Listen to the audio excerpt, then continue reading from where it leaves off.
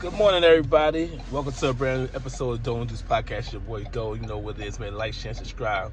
All right, so the Baltimore Ravens, they hired a new defense coordinator, Mike McDonald. You know what I'm saying, from Michigan.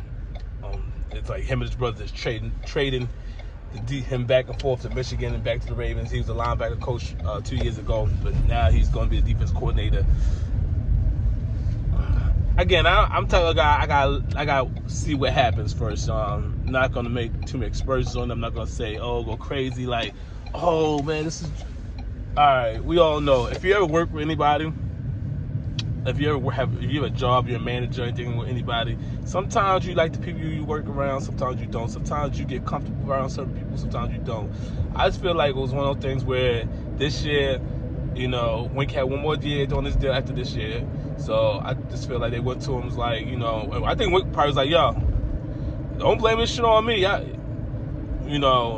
was the personnel? Y'all asking for get all these sacks and all that. Where's the talented guys that's going to give me all these sacks?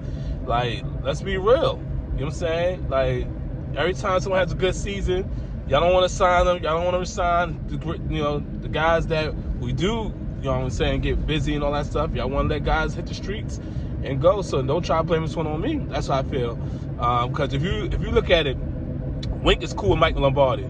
Mike Lombardi already said it. Mike Lombardi been going on a lot of radio stations. When he talks about the Ravens, he talks about basically their drafting.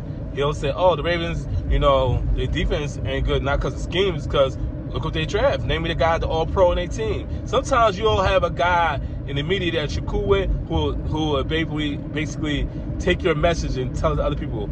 He's like, oh, the Ravens, you know, he'll say stuff like, the Ravens get A's in every draft.